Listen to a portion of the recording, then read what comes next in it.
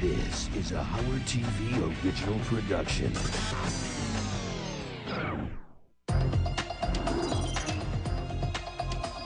Do you view yourself as a star? Yeah. You do? Yeah. These are my donuts. So you keep your donuts in bed for a snack. All right, give me a pointer.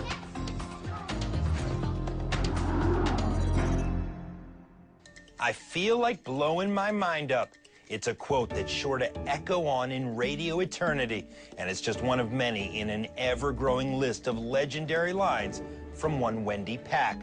From her early appearances. Wow, there she is. Come on in, baby.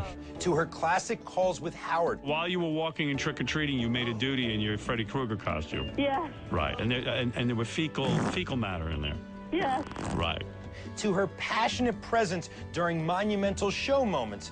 The Whack Packer, fondly known as Wendy the Retard, has solidified herself among the all-time greats in Howard Stern show history. But catchphrases and periodic phone calls can only reveal so much about a person. So we took a trip to her home on Florida's central Atlantic coast to catch a glimpse of Wendy's life from the other side of the telephone. Daytona Beach, Florida. It's a city synonymous with beautiful beaches and a world-famous raceway worshipped by Ronald Mund and millions of other NASCAR enthusiasts alike. It's also just a few backcountry road turns away from one Wendy Pack, who, after my 1,000-mile journey from New York, I was finally going to get the pleasure of meeting in person. So here we are, 80 miles from the Orlando International Airport and all of the fun of Disney. And despite the 100-plus degree heat here in this small town, I'm overly excited because we're here to meet Wendy. We're here to find out what Wendy's days are like, what makes her tick, who are the people in her life. And frankly, I've been excited about this for a long time because Wendy's been such a fixture on the show for so long that I really want to see how she lives. And in fact, I'm hearing loud noises coming from inside of this double wide. So let's go see what's up.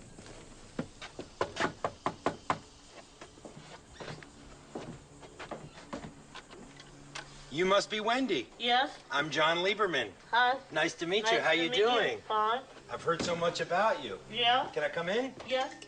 In addition to her warm personality, I was welcomed by Wendy's brood of cats, which includes Tigger, Mario, Luigi, Blacko, Nice Bob, and Mean Bob, all resting comfortably in the new home that she shares with her mother Joyce and nephew Jesse Jr., for whom she often babysits. Following a visit to the litter box that she's responsible for cleaning and a bowling trophy that she recently earned, I soon discovered that one of her favorite hobbies had helped Wendy garner some local press. So what do we have here? Us in the newspaper of our group. So your group is the Fun Time Bowlers. Yep. Where are you? I'm right there. And why did they take your picture? Did you have a special... A special day because one of our coaches was leaving. Oh, okay, so you're getting a new coach, too. Mm-hmm. Wow, so you've had a lot of changes. You have a new house. You're getting a new coach for bowling. Sit down for a minute. I want to talk to everybody. While taking a load off at their kitchen table, I was introduced to Wendy's younger sister, Becky, and sister-in-law, Megan. And after getting acquainted with her family, I was curious to know more about her absolute #1 favorite pastime, one that she ranks ahead of both cats and bowling. What are your favorite parts of the show? Where Richard and Sal does funny jokes or whatever. You like those, the prank phone calls? And which parts don't you like as much? I don't like, what's his name? JD? No, the guy in the limousine. Oh. Ronnie. You don't like Ronnie. Why don't you like Ronnie? Because he gives Howard, bull crap problems. Wendy's personality was most certainly built for the spotlight, which first shone upon her well more than a decade ago in her first phone call to the Howard Stern Show. A fateful moment her mother Joyce recalls with great fondness. I would come home from work, and I'd say, what you been doing today? Oh, I talked to Howard today. I said, Howard? Howard Stern. I said, Howard Stern. She says, yeah. I said, the guy on the radio with the long hair. Yeah. While at first she was skeptical that Wendy had mistaken a generic DJ from a local affiliate for Howard himself, Joyce soon listened to tape-recorded proof of her daughter's breakthrough moment in February of 2002. What are you wearing right now? Pretty dim. What? You know what? Are you naked? Yes. Are you touching your chest? Yes. Is your tampon in? Yes. Are you wearing big, thick glasses? Because I said, if you're happy, I'm happy, and she might not know half the stuff she was talking about, but I guess he gave her an education. And Robin, too. They taught you some things? They helped her out. This fateful introduction not only supplied Wendy with entertainment, but also gave her mornings an entirely new purpose. As Howard and Robin soon discovered, Wendy's life is an open book filled with chapters upon chapters of challenges, of which gratitude for Howard. And Howard has always, from the beginning, I think, always treated her special and been good to her. So I really am glad for that. And I look out for him. When I hear somebody start a rumor of him, that's when I go off in. Because you want to defend him. Mm-hmm. When Howard goes off the radio at some point down the road, whether it's in 3 years or 10 years, what do you think that would mean to you? That I want to take over for him. You want Howard's job. What would you call your show? The Remembering of Howard Stern. With the Howard Stern Show playing such a vital role in her daily routine, I wanted to visit the spot where Wendy listens each morning, her bedroom. This is my bed. This is where I sleep. A lot of stuffed animals over there. Yes. You have names for all of them? Yes. This is Fluffy. Fluffy? Fluffy 1. This is Rabbit. Fluffy 1, Rabbit. This is Benji. Benji. No relation to Benji Bronk, right? No. Okay. And this is my teddy bear. And these are my donuts. So you keep your donuts in bed for a snack? Yes. Now, pastries in bed sounded a lot more like the Wendy I'd grown accustomed to hearing on Howard's airwaves. But after seeing piles of clothes on the floor nearby, I was informed that Wendy's wardrobe is at a crossroad of sorts. I used to have a bunch of clothes, but not anymore. Because I keep getting big because I eat a lot. So you've gained some weight? Yeah. How much would you say you've gained? I weigh now 278. Is that the highest you've ever Yeah. been? And are you trying to exercise more? Yes. I've been doing Richard Simmons and other things. And walking a lot. Okay. Is it working? A little, not much. Impressed by her all-around maturity, I was beginning to see an entirely new side of Wendy. As our conversation continued, I recalled her telling Howard about her dumpster diving exploits, and I wondered if this is still part of her regular routine. You still doing that? Yeah, sometimes here and there when we don't have, the money to buy food, or when if it's not our day at the church, that's what we normally do, because we have to, live on something. Because, like I told you, our money's tight here and there. I help her pay, almost half of the electricity bill. Wow. And my cell phone and stuff. And I have to help her get groceries and stuff too. I have a food card right now, but I don't know if I'm going to still have it or not. Once again, Wendy was showing herself to be far different from her hilarious radio rants. And while her family has been struggling financially, to Wendy, their monetary woes pale in comparison to the passing of her beloved father, whose ashes we paid a visit to. He was a good dad to me. I really miss him a lot. What was his name? Wild Bill. So Wild Bill was your dad. Mm-hmm. And how did he die? When I went to go check on him, they said it was a heart attack or something. When I went to go check on him, he was just laying there staring at the ceiling, and that's when I called him, and that's when I noticed he wasn't breathing or moving. This startling discovery, which occurred nearly 7 years ago, just as Wendy was bringing her dad his lunch, is one of the saddest stories I've heard throughout my career. Knowing that her father was an immensely positive influence on her life, I decided to steer our conversation back in that direction. Tell me your favorite story about your dad.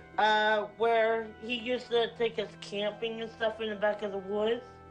And that's how, we had marshmallows and fires and stuff back there. Your sister told me he would have wanted to be a part of this. Yeah. He liked your role with Howard Stern. Yeah. He was proud of you. Yeah.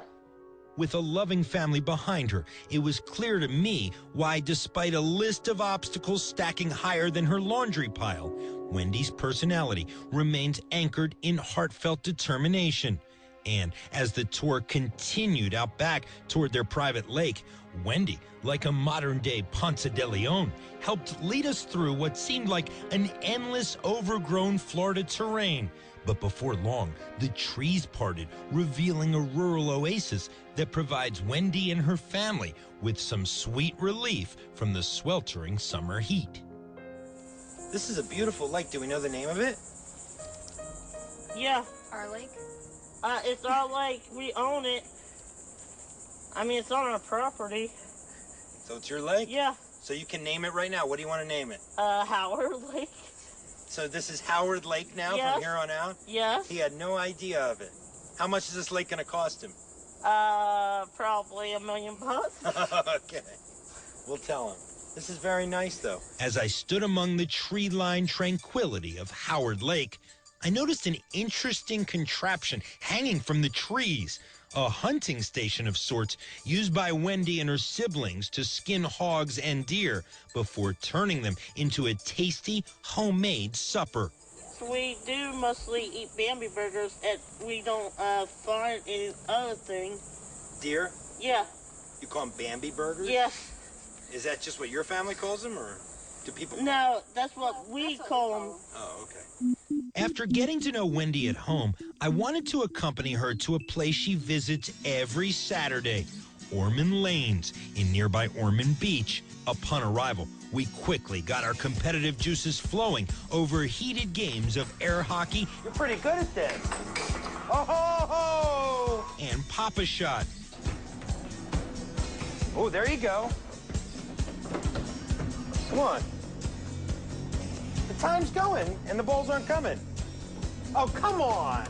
Soon after, Wendy led me to our lane, where we began readying ourselves for some good, old-fashioned, family-style bowling. Oh, these fit nice. These are snug. Come help me pick a ball. Help me. That should work. You sure? It feels Yeah. a little tight on my fingers. I'm afraid the ball's not going to come out. That one should work. If you're... Yeah, I'm going to try this. I'm going to do this one. Okay. Okay. You ready? Yeah. Good luck. Thank you. Thank you. All right.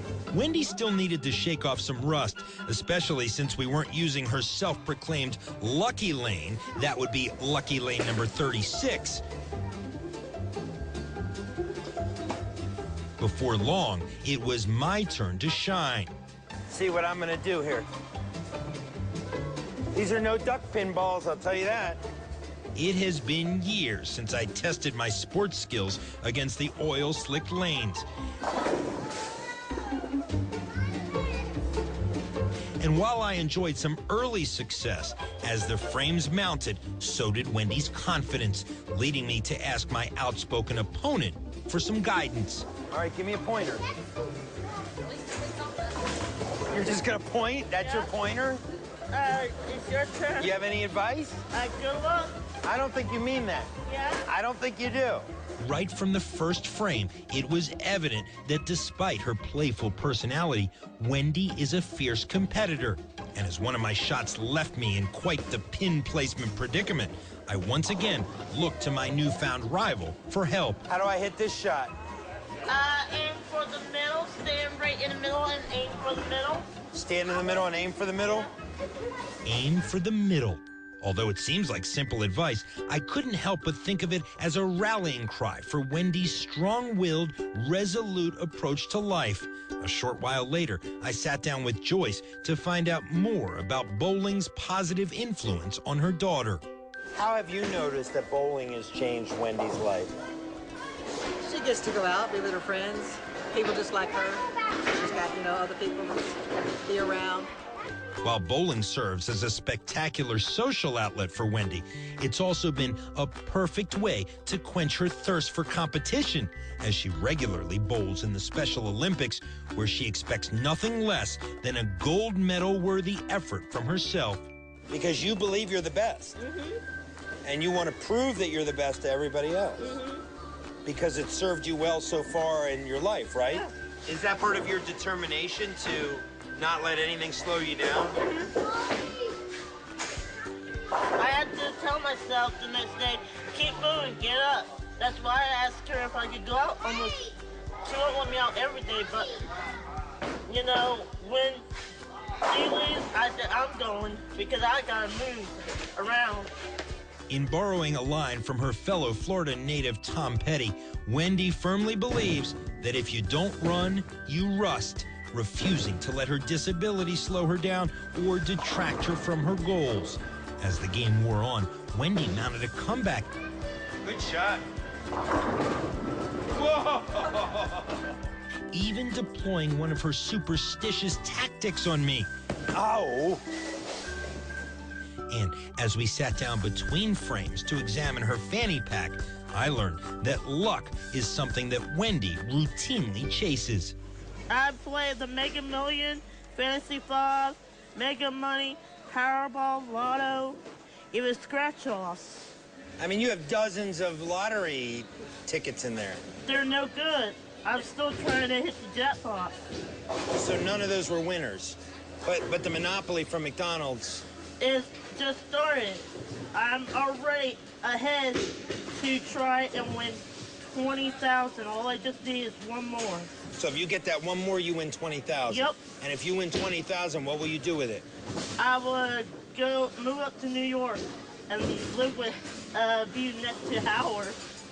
I'm not sure if Howard is ready for a new neighbor, but for the time being, Wendy says she'll continue to play, as she puts it, the lucky numbers in her head. But as far as pins were concerned, my once sizable lead had started to dwindle. Good luck, John. You're up. I don't believe you.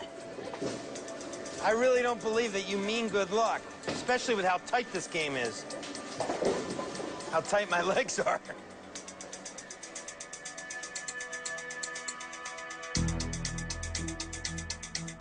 Despite her sweet disposition, I didn't believe Wendy's well wishes for a second. Why are you looking at me like that? I don't know. But thankfully, I was able to hang on to my lead and secure a 10-pin victory. All right, good game. You're a very good bowler. Very good. That was tough. That got me sweating to the end. Yeah. Whew. After changing out of our bowling shoes, you're in. I began driving Miss Pack along the route she typically travels by bus each morning after her mom drops her off at a local McDonald's for breakfast. We first stopped by the dumpsters in back of a nearby supermarket, where Wendy bravely battles garbage in search of barely touched food to bring to her family.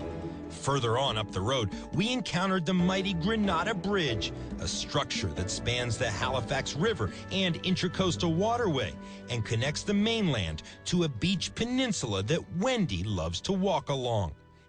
Looks kind of big and long. I know. So you walk across it? Yeah. For exercise or fun or what? Exercise. Oh, okay. Wow, you walk across this thing a couple times and... Yeah. You'll lose that 100 pounds in a hurry. Yeah. While staring up at the nearly half-mile marathon in front of us, I posed a philosophical question to my walking partner. How do you think your life would be different if Howard Stern had never come into it? Not good. I mean, like my mom told you earlier, I didn't have a good lifestyle till now. As we paused a moment to do some people watching and soak in the breathtaking views, I realized this bridge means more to Wendy than simply a way to exercise. When you look out onto the water and this beautiful, picturesque view, what goes through your mind? I normally feed the fish and the dolphins and watch other people do fun things, wishing I was the kid again, so I can do the things I miss. What do you miss? I miss playing on the playground. I miss swinging, because I don't know if I can swing or not, because I don't want to break the swing. I miss all the fun things, like, see, there's somebody fishing with their family, or, I don't know, parents. I miss that. You know, I miss fishing with my dad, because my dad's not here anymore. That's why I come over here. Although it was clear Wendy longs for yesteryear, the list of concerns that adulthood brings certainly doesn't include her disability. I got other things on my mind right now. And also I got other things on my mind about Howard that I'm concerned about, of people, you know, bother him again. What are you concerned about? I'm concerning about the SCC or whoever, you know, or some other stupid people you want to get Howard, you know, off the rail, or you know, threaten him. So you're worried about people threatening Howard? Yeah. I don't take a bunch of bullcrap like other people do. He's sort of like a dad to me. A stepdad, since I don't have a dad. Her level of admiration for and staunch defense of Howard astonished me. But as far as her always increasing list of wants, I wondered what tops Wendy's wish list. If there was one thing in this world right now that you could have, what would it be? Having my grandma back again, so I can play Uno with her. And so I can have Howard keep our score when we play Uno. I could almost picture it. Wendy, her grandmother, and Howard as the scorekeeper. But we didn't have any more time for daydreaming, as there was still a lot of bridge to climb. The breeze is nice. Yes, it is. After a grueling trek over the Granada Bridge, we soon found ourselves at Wendy's favorite beach, a place where her money woes, annoyances, and stresses of everyday life get whisked out to sea, disappearing into a seemingly endless horizon. Hello. Before long, Wendy's attention drifted away to some eye candy that she found even sweeter than the supersized Mountain Dew she'd been sipping. Wendy. Once she regrouped, we redirected our gaze toward the natural beauty of the waves, and they, in turn, set their sights on us. Little water will never hurt you. Feels good, right? Yeah. After a long, hot day.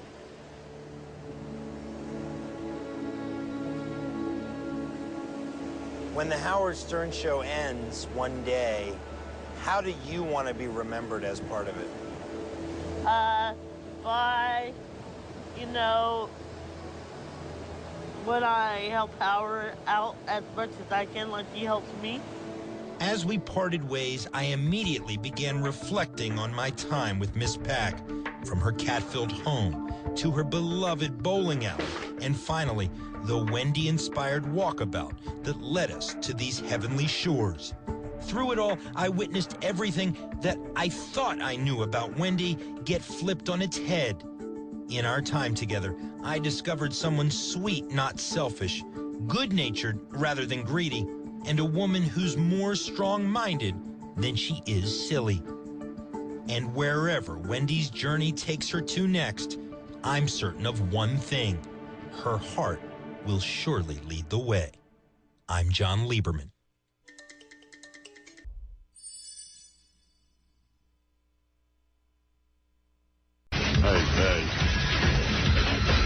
All right, listen, the first thing up this morning, welcome to Monday at Sirius Satellite Radio. I'm Howard. It's the Howard Stern Show. Robin's here. Artie isn't. Not sure where he is. He's just coming in. He's sneaking There's in Artie. behind you. All right, Fred's over there, Benji. All right, first things first. It's brought to you by Solaris, Cylaris, the world's strongest weight loss formula. The winner gets $20,000. It's down to a couple of guys who work here. Whoever loses the highest percentage of weight wins the 20 grand. Yes, you can even have Tim Sabian in. There's no way. Yeah. It's funny, though. Tim's a gimme. There's a couple of things going on. First of all, I don't even think Tim's here yet. Well, he's not going to win. And anyway. we apologize. Somebody from Solaris was supposed to present the check, but they're not here because they didn't think we were doing it. So we'll just, apologize. They didn't think we were doing the weight loss? What's that? They didn't think we were doing it? They didn't think we were doing it at 6:05. I had it on the schedule for 7. Oh, I see. Yeah, well, but these guys are going to collapse. Right. Yeah. I mean, I just yelled at Jason. I go, he hasn't eaten all weekend. Yeah, I mean, he was literally bent over. He came in here. He threw could up. hardly walk. And What's he got to throw up? Nothing, just water. And he hasn't been drinking water or anything. See, I feel a little responsible for this. We were talking on the wrap-up show, and I said when I did my weight loss, I didn't have any water or liquids after 6 o'clock the night before. But that was one day, not 4 days. Look at him. Can you walk, dude? I'm just tired. I've been drinking. I stopped drinking Saturday night. And I've been eating. I just haven't been You know what's sad, though? You're going to gain it all back anyway. No, you guys are such fuck-ups. No. 20 G's, though. It's 20 G's, but you know what? He'll spend the money on something rotten, and then he'll gain the weight back. Do you like This is why a weight gain contest is way healthier. All right. I'm going to weigh you now. Jason, tell me what you did this weekend in terms of your diet. Well, for the last 2 weeks, I've gone on pretty much an all-liquid diet. Mm-hmm. So I haven't been eating anything really solid except for broccoli and spinach, and mostly just drinking these Atkins shakes. You're going to win. I hope so. I don't know. Benji looks pretty emaciated, too. I don't know what to say about Benji.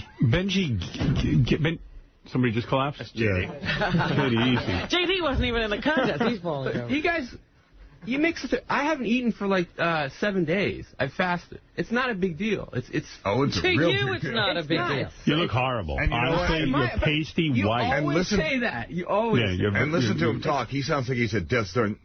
It's extra, though. No, it's extra pasty and crazy. Right. Benji's a wrestler, and he pulls out all these wrestling, dehydration, losing weight in one day tricks. What time Saturday did you stop drinking water? Probably about 5 o'clock. p.m. 5. You may have won then. Just based on water, you may have won. Oh, he's going to win. I mean, it's between him and Scott. I don't think you. I have been drinking water for 24 hours. You started gaining weight. He looks thin, though. You really bought that? Well, what do you mean? What were you doing then? I drank water. And you gained 10 pounds from drinking water. So what's the purpose? So I didn't want people to know where I was at. Hey, can I just say, Benji looks like one of those skeletons in your high class. Yeah, he flies out of the closet. Yeah, you're weird looking, dude. I just left an all-night Asian sauna. That's just way too much energy to win. Yeah, because Jason emailed me last night that he said, listen, I'll put all the stuff you need on your desk between 5:30 and 6 o'clock. I'm going to be downstairs in a sauna. I didn't make it. Let me weigh these guys so they can go eat something. Yeah, Jason looks like one of those guys that was released from the hostage crisis. He can barely walk. This is what I saw this morning. It's like the top of his head got thinner, too. His brain shrunk. No, you know what? You can put yourself into a psychotic state. Right. He looks like he's there. I'm serious. No, do you know that? You can become delirious and have to go to a mental hospital. But I've been working with people. Like, I'm not just going on my own here. Who are you working with? I had a doctor, and I've just been dealing with other wrestlers who know how to do the weight loss. All I know is I'm looking at Scott the engineer. I think he's your biggest competition. The dude is I do, skinny. too. He was closest to me. Thank you. What did you do, Scott? I tried. I worked my ass off, and I tried.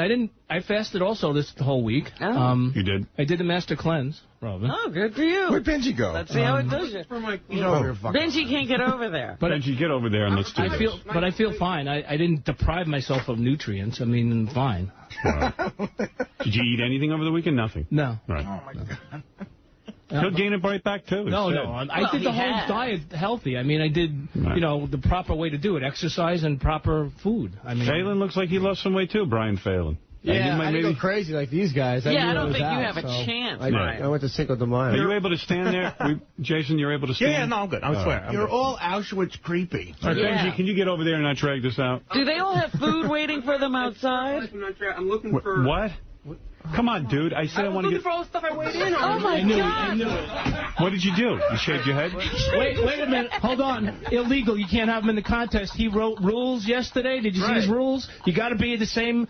We're the same and be exactly the same. You're not the same. It's part of my body. Your head, you're out. Dude. Forfeit. That's part of my body. Come on, get up there. You shave your head, too. I'm taking my shirt off then, Benji. I'll take my shirt off. You're wearing different socks, Jace. Why don't you all just get naked? Come on, I don't have time for nonsense. Just get over there. Get over there and get weighed in. Okay. All right, Brian Phelan. Scott would have a meltdown over something. Yeah, he's insane. If he loses, thank God he doesn't have the energy to get mad. All right, here we go. Brian Phelan, who is our television... What are you? Cameraman.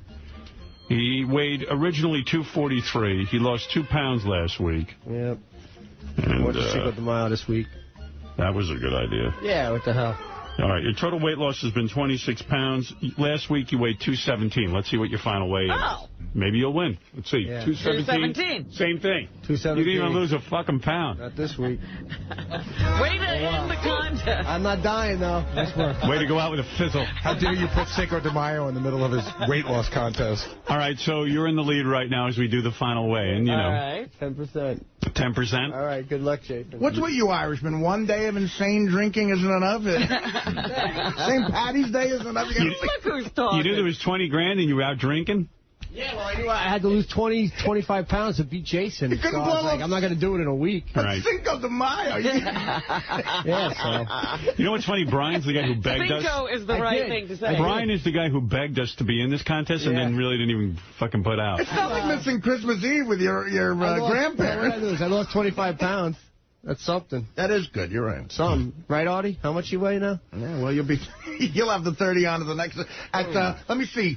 Quattro de Mayo. Hey, can I just give you one little byproduct of what's going on? Jason's breath is bad. All right. Let's weigh, who do you want? Tim's not here, and he's not in it anyway. Yeah, let's go Scott. All right. Scott, the engineer, originally weighed 264. He lost 5 pounds last week. His total weight loss has been 42 pounds. Last week he weighed 222, and now he weighs 213. Nice. Amazing. How much weight loss is that, Gary? That's 9 pounds. Thank you, Rob. 51 pounds in total, 19.32%. Wow. 19.32%? Nice. I tried. I told you. You might win. I told you it's you or Jason. I got a shot. What do you weigh now? 213. 213. Is that the thinnest you've been? No. Like 7 years ago, I think I was like 200, but it's close. You got a shot. You. I do. All right. Who do you want next? Do you want to go to... Let's go to Benji next. Let's go to Benji, because I think Jason's the wild card. I'll pay you money to go to Jason. No. Why? Because I'm going to win. It's going to be exciting. It'll be more exciting. All right, Jason, go ahead. You might as well get Jason some water. Benji's crazy. All right. Jason. How much money will Jason pay? Jason, Benji looks crazy. Jason, when we started this, and you are startlingly thin, and they should put some pictures of you guys up on the website. Jason weighed 271 when we started. He was second highest in weight to Artie. Yeah. He lost 7 pounds last week. He's lost a total of 48 pounds as of last week.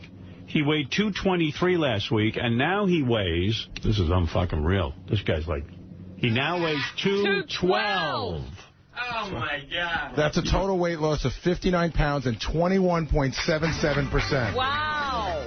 That takes Scott out. Wait a second. How many pounds did he lose this week? 11. 11 pounds. Wow. You guys been adjusting the scales more? What? What did Benji say? I don't know. He was complaining about the scale. Did we readjust it? He's sweating like a crackhead. It's ridiculous. He just came out of a sauna. I want to thank my mouth's getting so dry.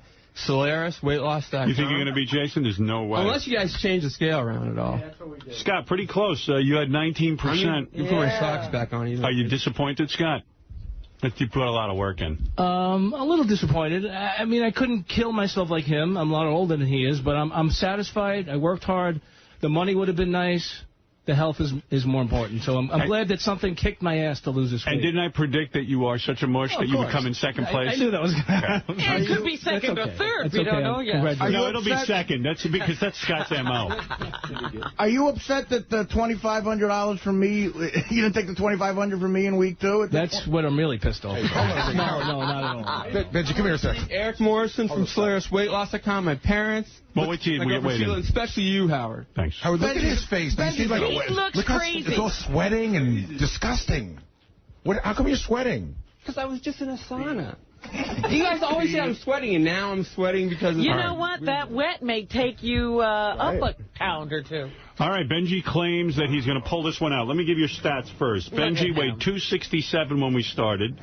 He lost 6 pounds last week. His total weight loss was 37 pounds as of last week.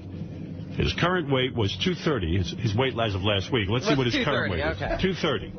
231. No. That'd be great. All right, Benji is stepping on the scale. He goes from 230 to 203. Oh, excellent. Cool. Looks like I won. 203. Wait a second. That's 27 pounds. Howard, Benji has a total weight loss of 64 pounds and a total weight loss percentage of 23.97%. Which would make him the winner. Wow. My sock. He lost.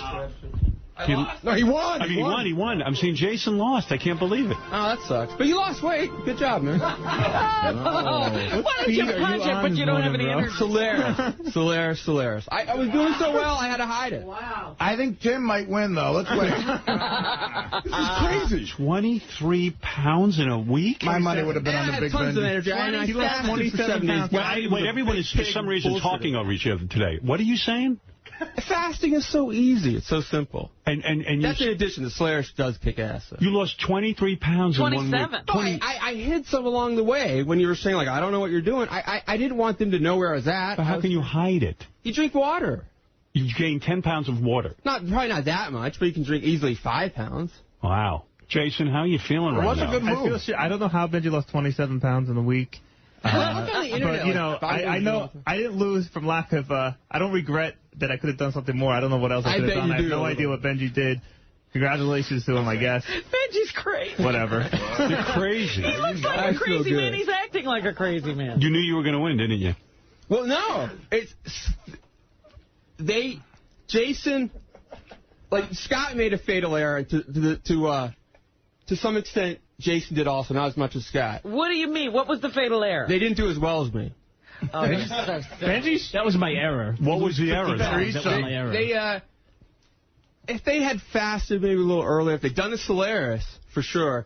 If they fasted, if they did... Okay, Benji, you wanted me to fast for fucking 9 weeks? You're out of your mind. Get the fuck out of here. You could have, dude. Go. I told you he was up to tricks. Now, yeah, I'm up to tricks. I do better. Take your money. What trick is he up to? What? What do you mean by that? He's up to tricks. He lost he wasn't showing us... And I have so much energy now, man. I'll wrestle any of you guys right now.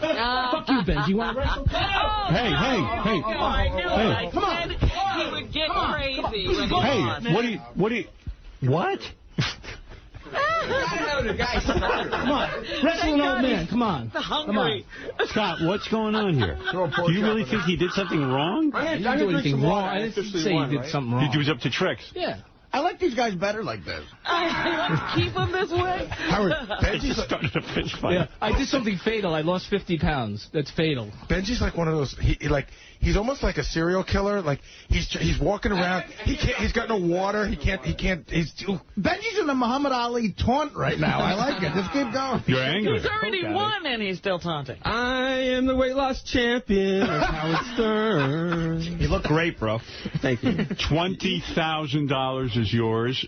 You are on Solaris. That's true. Maybe it's appropriate that you win because Solaris put up the 20 grand. It is a great product, and it worked so well. I had to hide it at some point. CYLARIS. Are you going to keep this up? That's what I said. CYLARIS. That's right.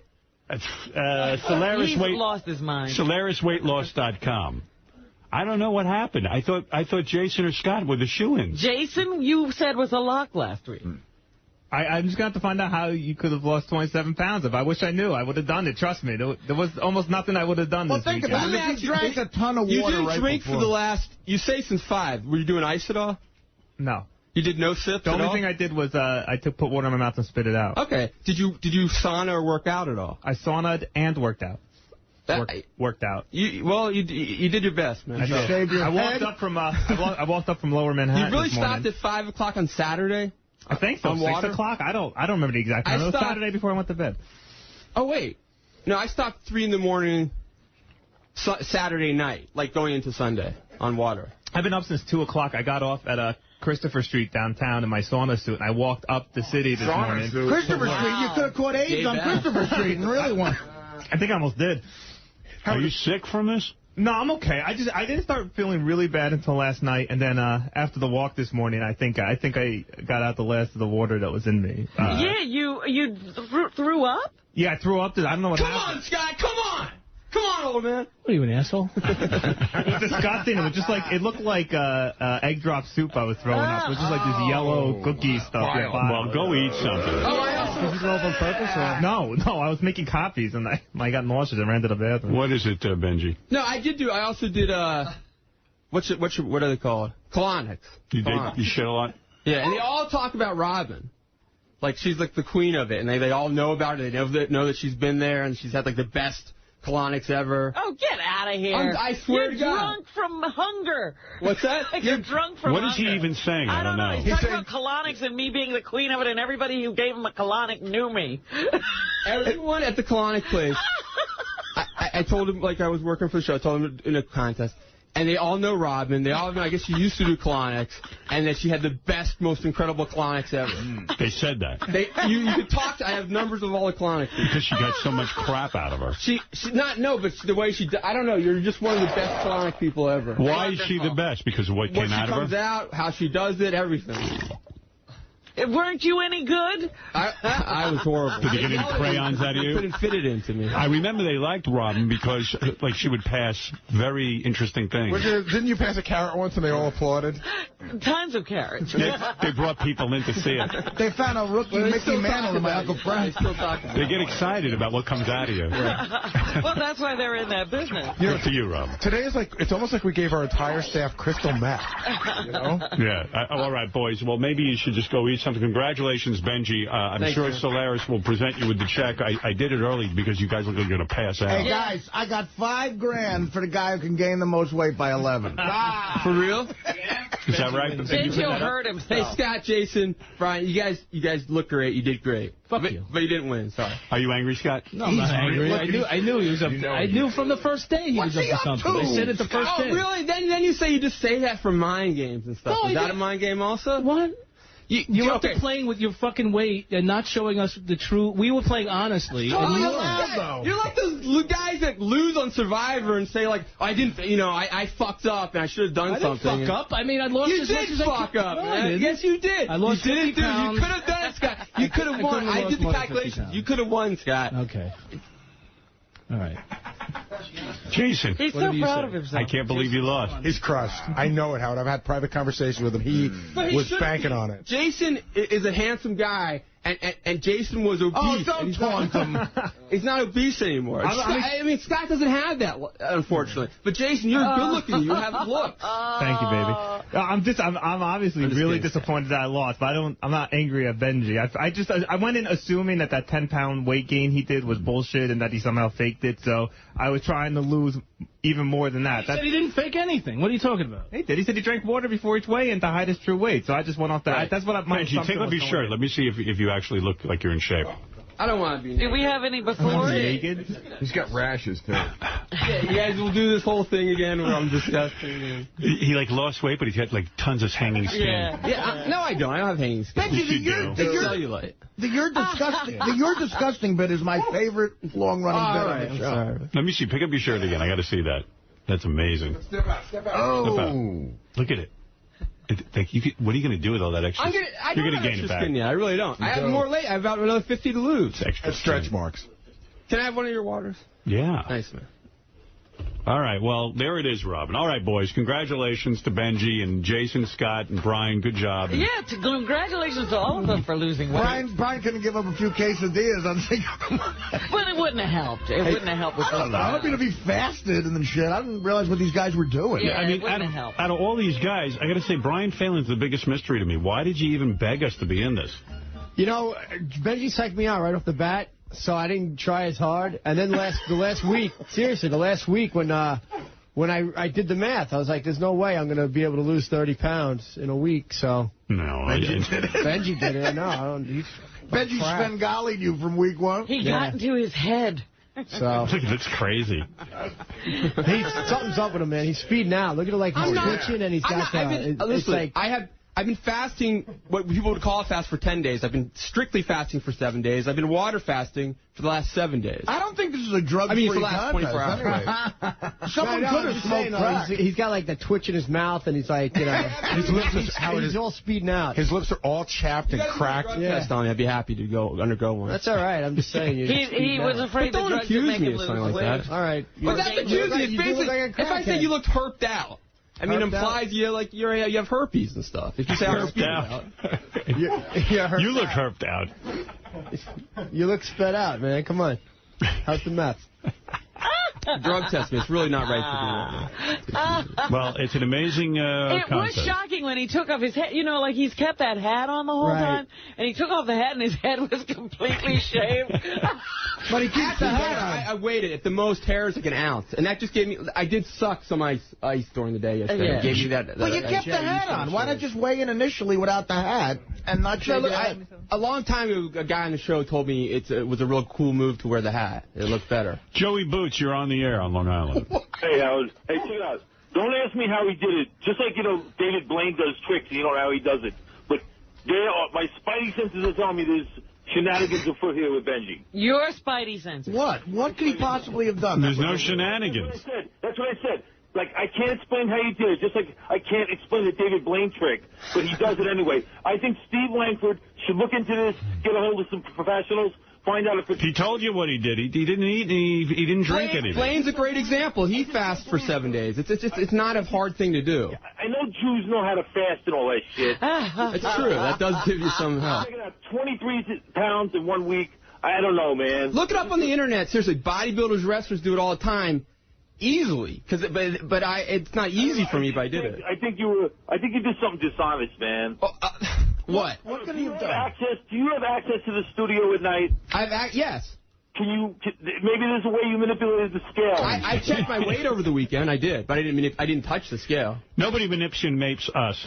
Howard, here's how I know Benji's... I have access to the internet and SolarisWeightLoss.com. And thank you to my girlfriend Sheila and my parents. All right, 20 grand. Benji just took the prize. What are you doing with the money? Shenanigans, Howard. Get Steve Langford on it. All right, thank you. Benji, what are you going to do with the money? I've always wanted to buy my parents something really nice, so I can get them a better son, I think. Oh, jeez. He can't answer seriously. He's not funny. Here's how I know Benji's crazy. Benji's standing here with a set of headphones on, and he tried to put a set of headphones on. He's out of it. No, I don't know. Maybe buy a house or something like that. I don't know. A house for $20,000? In Nebraska. Kansas. Put 10% it has to be Nebraska. Get a $200,000 house. Well, I'll tell you something. Yeah, Bill, go ahead. Hey, now, Howard. Hey, now. I believe that Benji cheated, too. I believe in the first weigh-in he had, I was thinking of ways of doing it. He could have had some lead tape on him. On the bottom. We saw him naked. I even opened up his asshole. He had nothing in there. The first weigh-in we did. The first weigh-in he just weighed in. And I asked you guys to check my ass. I did not have anything in my ass. No, I believe he did it. There's no shenanigans. You know what? Even if Benji, think about this. Even if Benji cheated during the first weigh-in, which I don't think he did, by the third weigh-in, he had gained 10 pounds, so he didn't cheat again. And that totally worked. That doesn't it's make funny, sense, Gary. But I did not at all. Well, let me tell you this. A gallon of water only weighs 7 pounds. You drink a gallon and a half of water in the morning? Probably. 10 pounds? Probably, yeah. I bet you can't drink a gallon of water. Right now, if I do it, I'll probably die, but I could easily put in a couple pounds right now. All right, Mike, you're on the air. Hey, Howard. Good morning. How you doing? What's happening?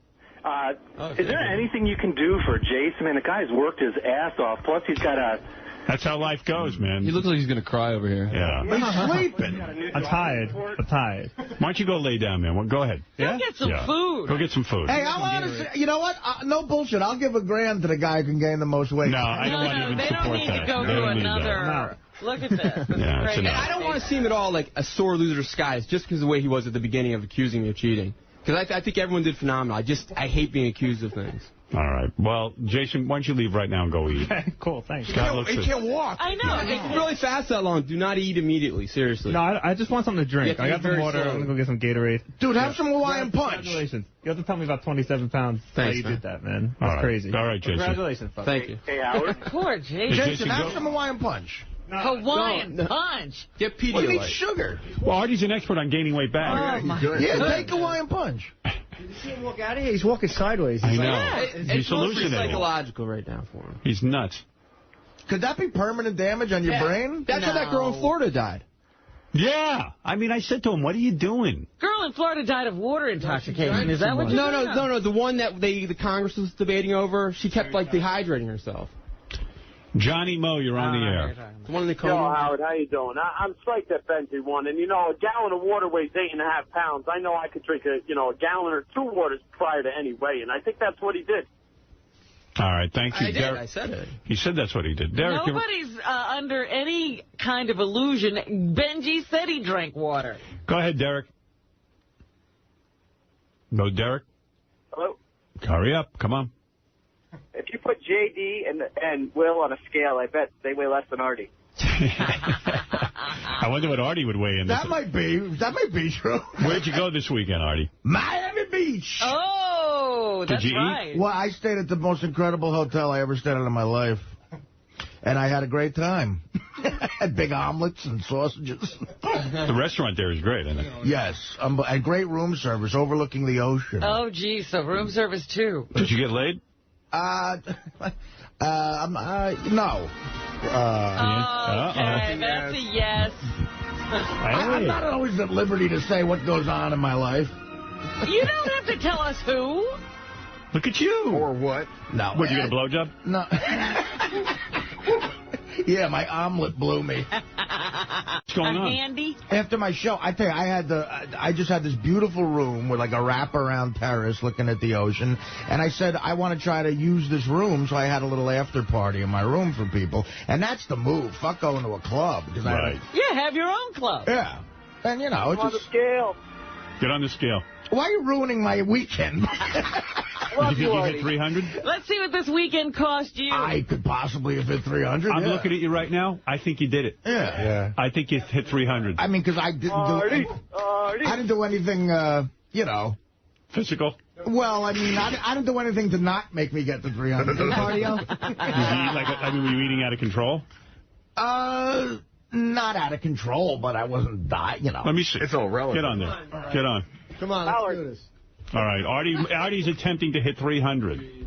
Howard, I think he got it. He was $2.99 before. This is what happened when Mickey Mantle was retiring. I think he hit it. I'm looking, just giving him the eyeball. And you know what? Usually, like when I go to Miami, and I always think I'm eating a lot, but I always end up losing some weight. Yeah, Well, you're I out in walk the on the sun beach and sometimes. walking on the First beach. of all, I always forget when I go there. Topless broads on the beach. I know. All I've over seen the that. fucking place. Yeah. Howard. They're all hot. I know. It's like a miracle. Like they're just laying there. The lifeguard made me put my shirt on. It's almost like they want you to just select the one you want. I'm so how did you get laid? I didn't say I got laid. At the party he picked us. Why are you not saying it? I had a party. You're single? There was a bunch of hot blondes at this party. Would you have an One had a orgy? friend. How did you get hot blondes there? Well, I know this girl down there who isn't single, but she's got a ton of Hooters friends that she brought over. And they were all at the show. And they fucked you? No, they didn't. He had an orgy. Did you orgy? No. I did an orgy. Like a Roman emperor? I gained weight like Nero. I'm so psychologically fucked up over 300, I'm actually taking my shirt off. Oh, my goodness. Oh, Artie. At least I'm not looking like Jason. Can I tell you, in some ways he looks better than Benji? No, it's not getting crazy. Oh, my goodness. Artie, pull up your pants. I can see why all these chicks are banging you. Howard, in the bag. He's doing the Jason walk. All right, go ahead, Artie. Get on the scale. My mother and sister. Sir, chant while he does it. Artie, Artie, Here we go. He weighs... Wow! What is it? 303 pounds. I knew it. 303. Artie. The more weight I gain, the more pussy I get. That's good. That's more a bad pussy in my life. Really? Whoa. 303 pounds. Well. Look at those pants. He can't even get them up. Artie's gone to elastic pants, by the way. Did you notice? The hell are you? They don't fit. There's a button on it. You weigh 303. You're over 300 pounds, dude. All right, Artie, now you like can High stop. Pitch always weighed like 315 and shit. But Yeah. I don't know. He's a little taller than you. I pitch is a little thinner than you. Dude, what are you doing? You gotta stop now. I'm eating and drinking. You gotta get a little alarmed. You said you'd stop at 300. I wish I could be more depressed over it. Oh, no. You know what it is? I'm calling on all women to stop fucking Artie. He's past the point of caring. Is it because you're getting laid you don't care? No, I don't know. I mean, I just don't, like... You don't care? I do care, but... Are you officially obese? No, he's not obese at 300. I've been obese Yes, he is. since 250. He's not, Robin? Of course That was he Robin is. being sarcastic. You're an obese man. Yeah, but I've been an obese man since I was 24, bro. No, you haven't. Not when I met you, you weren't obese. No, not even close. Wait, the definition of obesity is 20% over your target weight. So you're supposed to be, what, 220? Target. He's off the target. What is your target weight? What are you supposed to weigh, Artie? Well, I weighed, when I came to the show, I weighed 195 when I started on the show. Right, so 40 pounds. Artie was obese at 235. He's obese squared. Yeah, I was obese probably at 225. Wow. Wow, 303, bro. You're ruining my great weekend. But you said at 300 you'd have, that would kick in. That's your wake-up call. See, that's the problem. It's not. I thought the kick-in would... I think the number that it will kick in is 350. Ooh, stop. Don't even say that. He won't be able to move at 350. If you get up to 400, that's going to be something. That would be an achievement. That might be like one of those guys that got to go in with a crane and pull you out of the house. That's 700. Right. That's 700. You know that's 700. He's got it all figured out. He can go another 100 pounds without having a crane. But It's weird. Like, I don't, like, I played some football on the beach with these guys. I don't know. I don't feel you like don't I feel can't. it? Yeah, I feel heavy, but I don't know. You're not out of breath? You can't run? Yeah, Still I mean... gun 3 touchdown passes. Yeah? You feel like a thin man. I don't feel like a thin man. Right. I feel like a How do you fat get man. tickets to the roast? I don't know. Hold on. I'm sure. But did you see his... Whose pants are those? Hold on 1 second. We just got to do one thing at a time. I tell you what. With the roast, I'll put you on hold to Gary, and I don't even know that he has any tickets. I'll talk to you about it later, Howard, but we are out of tickets. Oh. And I'll explain to you why later. Brother, we're out of tickets. I'm sorry, Derek. All right. Thanks a lot. Right. But really, look at Artie's pants. Whose pants are those? These are my pants. They were purchased for me. They don't fit. So what Nothing happened? fits. That's what I told you about. I told you about your party and stuff. I felt terrible. Do you know what I was wearing at Howard's engagement party? What? Well, I had to put that guy. I got that fucking $900 jacket that Dana thought was cute at Barney's. That I could put over it, but I had on a fireman's shirt that a guy gave me from Hoboken Fire Department because nothing else would fit that was clean. Oh, geez. So when you had the girls, how many girls were up in your room?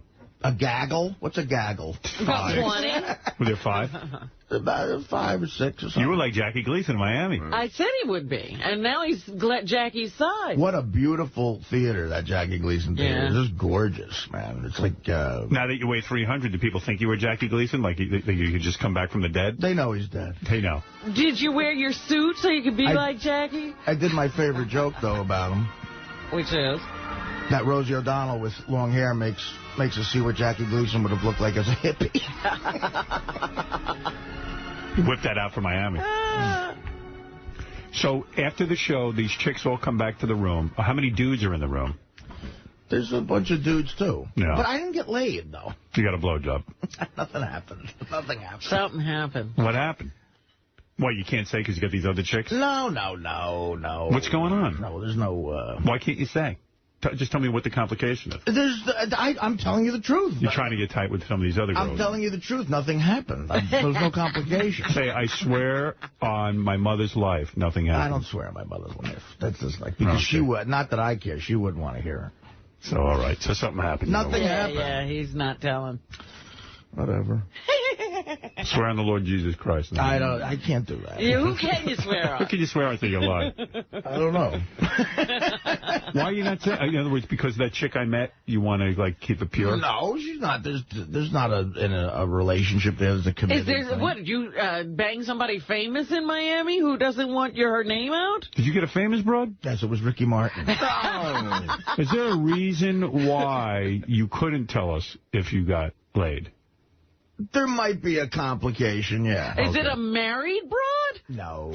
No, the complication is he's working some chick. No, I don't know. No. But nothing happened. I've never been in a position where I can't convince somebody I didn't get laid.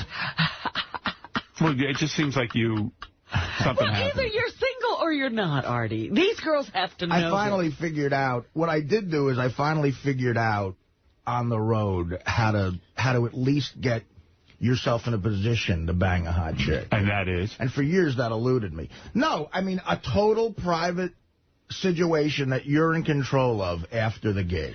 But Howard told you that months ago. I know, but I didn't. You always party back at your room. I didn't seem to get... And it's you didn't hear him. This was unique because it was a room worth partying in. That's not always the case. Right. You know, on a Levy gig, you're in a Holiday Inn with We're lucky Yucko. to have a room, yes. Yucko wasn't there? No, Yucko didn't make this one. So, I saw videotape of the weekend. Richard Christie, Sal, and I guess Bob Levy were somewhere this weekend. Yeah. And they wait, L.A., I think. Yeah, and they did video, and it's mostly Richard's cock out pissing in different bottles. See, I didn't have that kind of weekend. And it was vile. I mean, why is he doing that? Is he doing a Riley thing? Yeah, like they're just pissing, and then he has his cock out with Ron Jeremy. Oh, jeez. Dude, your fucking weekend was so vile. I couldn't even... One of them I had to turn off the video. What are you doing? We had the exact opposite weekend as Artie, because the club we were staying in, we basically, our backstage was a closet with no bathroom. You had to walk through the crowd. I've done a million of those gigs. And you can't walk through the crowd while somebody's on stage because people start yelling shit and it'll distract, whoever's See, when on stage. when I was at your point in comedy, no one knew who I was. So these guys... So these guys had bottles on the ground, and they're just pissing into the bottles, but missing. So they're pissing all over the dressing room. Or the closet or the dressing room? Yeah, we had to make our own bathroom. It's like that, the Funny Bone in Pittsburgh, both the new and the old one. And I remember... No bathroom, huh? The old one, he just had a big garbage can that was sort of known that's what you piss in. And even like a chick comic or something, you'd have to leave the room so she could get her ass up on this fucking thing. And it was next to the computer keyboard, and I did the gig once with Stutter and John. And pissed. And then Levy is like eating some chick's ass out on stage. And then he ate out Blue Iris. Is that who that is? Yeah, Blue Iris. She looked a lot thinner. Oh, come on. She just had a stroke. Is that what it was? That was Blue Iris? He didn't eat out Blue Iris. He did. He gave it one lick and then immediately vomited on stage. Yeah, and that was the video. It was either somebody pissing or vomiting. And then we had a cooler, like a tub full of beers on ice. Levy went back and puked right in the tub, so it ruined all our beers. Blue Iris looks really thin. He's throwing up on stage and eating out. What is going on? She showed up with medical marijuana. It was the funniest thing. She comes up to me. She's like, "Hey, Shuli, you want to puff on some Chiba? Let me know." And it's like, she looks like she's ready to die. And it's weird, like this. She has this pill bottle and it says Afghan Kush on it. Well, that's how the medical marijuana. They have the names of all the weed that you can buy, and it's like hers. Wow. How much does it cost? You know what? I don't know. I don't need it yet. I don't smoke it. Yeah. Was it good? Yeah, it was good shit. Not gonna lie. Yeah. I'm sure it is. I almost ate her ass at one point. What's entitling her to get medical marijuana? What's her? Let me tell you something. In L.A., everybody, if you have 2 legs, 2 arms, everyone I met is like, dude, medical marijuana, right? I'm like, do all these people have glaucoma? Well, how is this possible? Everyone has medical marijuana. I got to tell you about Sal, though, okay? Yeah. The first show we did in Long Beach, our green room, dressing room area was separate from a bathroom, so you had to walk kind of by the crowd to go to the bathroom.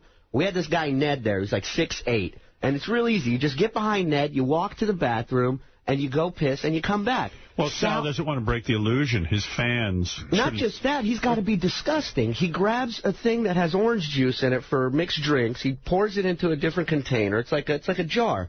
And he goes into the corner of this room. It's like a closet. Nobody has nowhere to look or nowhere to... I saw video of it. And he's pissing in this thing.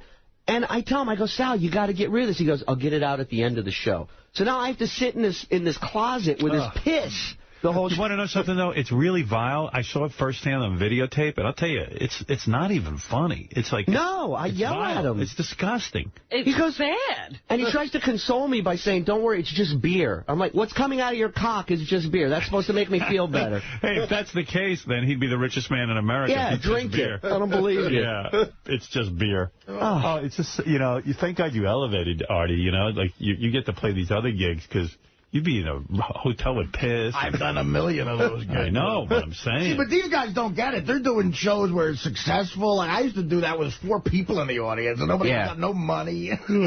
We also had Saturday night, George Takei came out. and kicked off the show for us. Oh, that was nice. It was He very wasn't nice. back there, was he? No, we had that was a different show. It was a night. We had a bathroom backstage there. Hey, yeah, by the way, I'm kind of curious. When we last left you on Thursday, Dr. Jules was with us. He was helping Jeff the drunk. I don't know if you've gone to Howard Stern. I saw him in Miami, by the way. If you have Howard TV or if you've gone to howardstern.com, you'll see a picture of Jeff's ass. There was a weird infection on there that was just creeping up his back. All weekend, all the fans were talking about that. That's all they talked about. Dr. Jules. Yeah. What was the outcome after you left here? What happened? This is too early for me, but I'll tell you what happened. We went to Lenox Hill Hospital, and there was a huge wait in the waiting room. And of course. Literally 3 hours. So I called a couple other emergency rooms, and they were all long waits. So we basically decided between me, Jeff, and Jeff actually has a really responsible assistant, this young kid named Jared. Amazing. He promised that he would go to the emergency room at Albany Medical Center, near where he lives. So basically the next day they did go to Albany Medical Center, and I spoke to the doctor in the emergency room, and they said he actually has I was kind of right. He does have a big carbuncle, and had a CAT scan, and it could be spreading to his bone. So it's pretty serious. It's not life-threatening. It's not an emergency.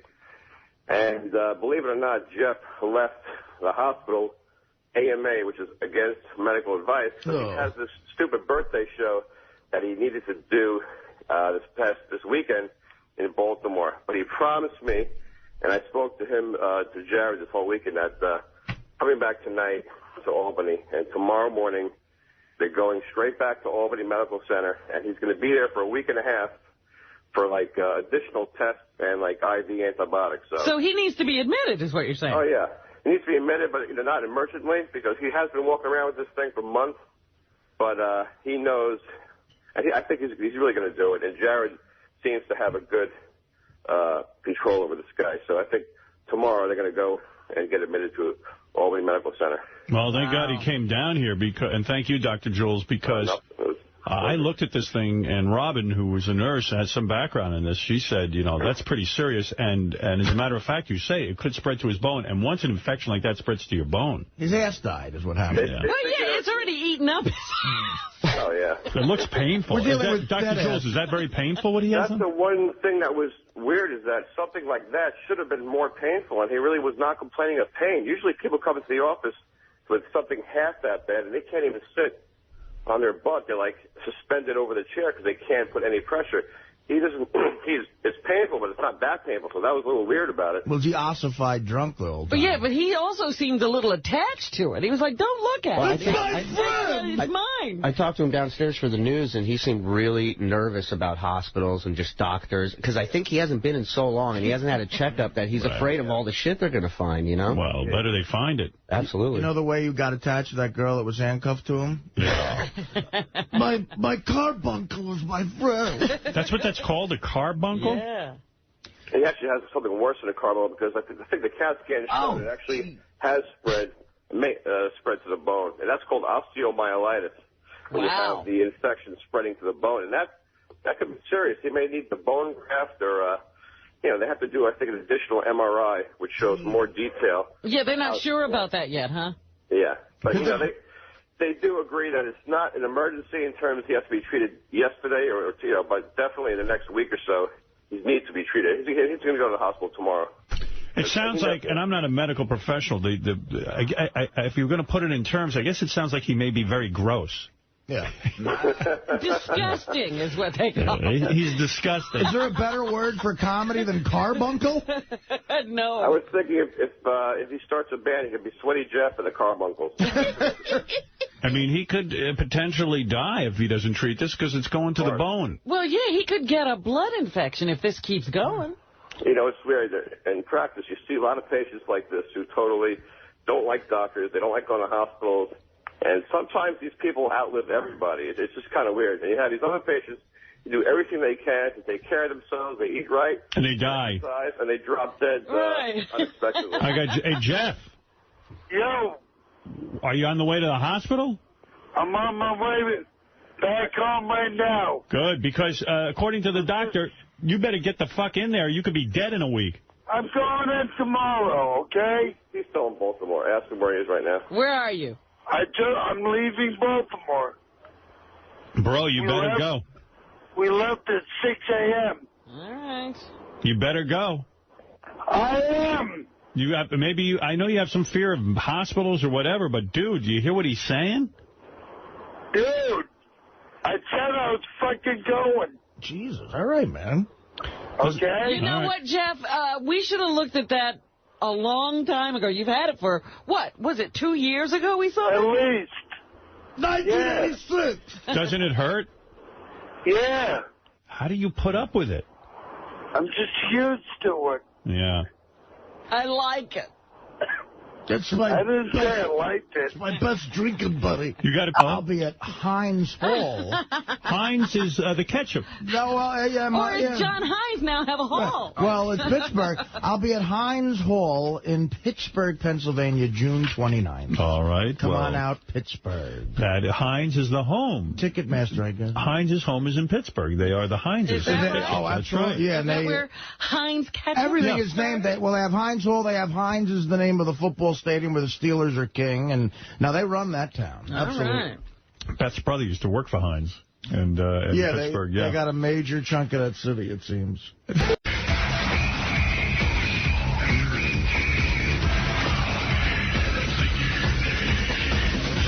Hey now, good morning, everybody. What's happening? And how are you? Well, as you can see, Artie is not here. Gary, can you tell me about the phone call you got from Art? There is a situation that has developed. Really? What's going on with Artie?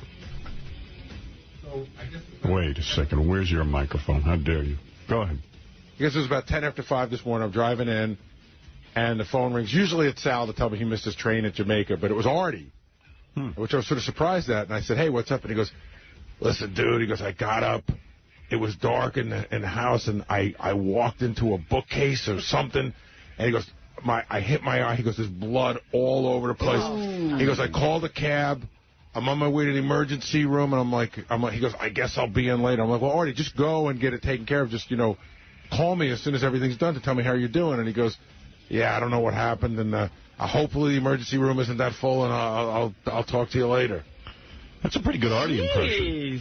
You did a really good Artie impression there. Thanks. I talk to him a lot like that. I have more conversations. Did you say dude? Hey, I walked into it. He said a bookcase or a cabinet. Wow. I think he said a cabinet. I think he said he worked his apartment booby-trapped? Well, I was saying to Howard, Artie doesn't sleep like a regular person, so like he falls down and sleeps for like 17 hours, and when you wake up like that, it's dark. Sometimes I don't know. Artie keeps going until he sleeps for like 2 days straight. It's dark. Of course it's dark. It's dark every morning when you get up. I know. I don't know. I have no explanation. You do an impression of Artie at the emergency room and how that's going to go like?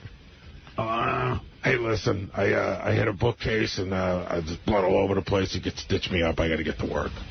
There you go. He's good. Flop, flop, flow-lie. He has an impression. His eye? Or his head or his eye. Good Lord. Again, I was like... Who knows? I was so unprepared for the call.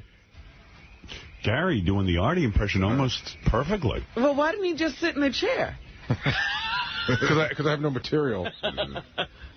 Do you really think he's at an emergency room? Yes. See, I always believe Artie. Where do you think he would be? Like if he's not... Back to sleep. Oh, you think he just wanted to sleep? But then he'd have to come in at some point with stitches. He clearly told me he's getting stitches. You'd have to put Band-Aids on. Matt, you're on the air. Jersey City, New Jersey. Hey now. Just call and let you know there ain't no way in hell Artie's making it in today. Oh, what's the over-under here? I mean, what are the chances of Artie actually making it? Okay, so he's probably at the hospital now. They'd have to stitch him up.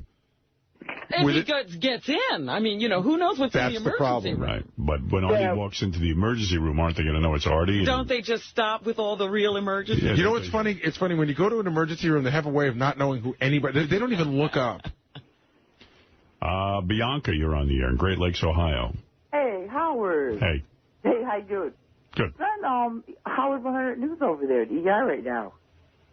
Howard 100 News? Yeah, go send him over to ER, see what's going on. Yeah, it's not a bad idea, Bianca. Oh, sweetheart. All right. I hope y'all are okay. I'm okay. Okay. We're okay. It's Artie we have to worry about. Oh, hi, Robin. Hi. Oh, you know what? Every time Artie doesn't come in, you always think something else. Can you imagine the look of joy on Artie's face while he's getting stitched up and Langford walks in and sticks a mic in his face? Death, you're on the air. Go ahead. Death. Hey, now. Hey, now. Hey, I was calling for Artie. Oh, This Death. is Death calling for Artie. I was going to tell him I'm coming to get him in August. Just hold on. So August is when you're coming. All right. Thank you, Death. Hey, Howard. Yes. Can you rename the show The Slow Death of Artie Lang? No, it's always the Howard Stern Show. All right, Howard. You're the best, man. We love you. Hey, Death, who gave you this number? Kenneth Keith Kallenbach? Yes, All right, thank you. I saw him looking for little girls up here. Stop it. Ridiculous. Have a good day, pal. What's going on? I think Death is trying to say that Artie's rushing the schedule and he's not due till August. Oh, okay. Death was afraid he had made an early visit. Wow. I wrote down in my book, Kenneth Keith Kallenbach was dead. It kind of freaks me out. It does. I haven't been able to think about it that much because it's so bizarre. Yeah. Wonder how his mom is doing. Well, she's now fighting to reclaim his reputation in death.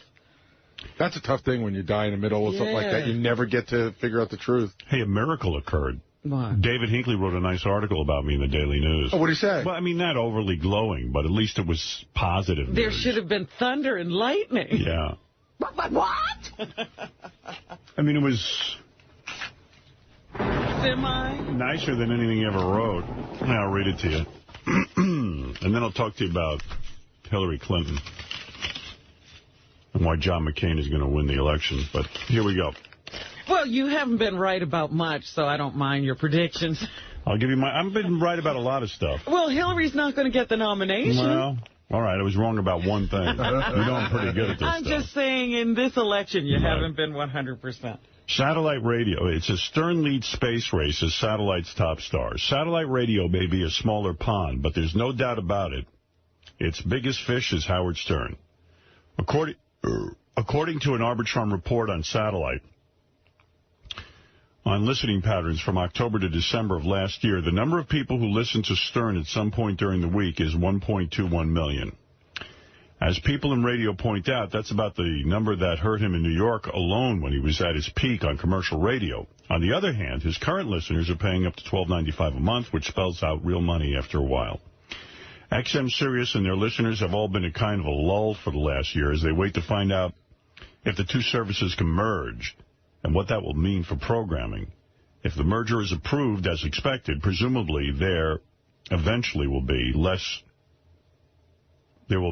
once redundant and underperforming channels are weeded out. And what the fuck? Oh, that's a bad sentence is what that is. Or maybe I'm just a bad reader. I don't know. Still, the Arbitron study suggests satellite radio has found a niche. In the average week, Sirius has 7 million listeners and XM has 10 million. Less than 10% of commercial radio listenership, but much more than a novelty.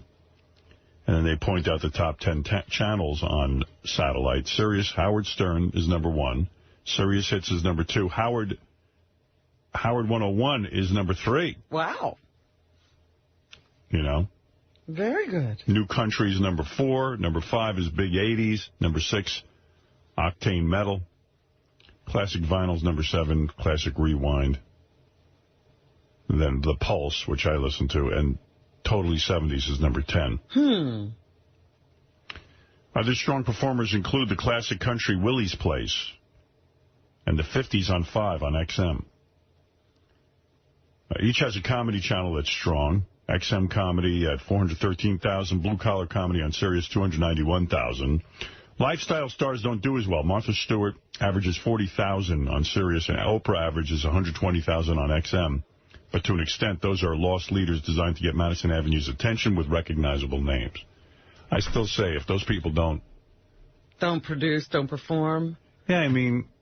Those are big contracts. There's a big contracts. You're paying a lot of money. Give us the money if everyone's listening to our channels, and we can even put on more cool shit.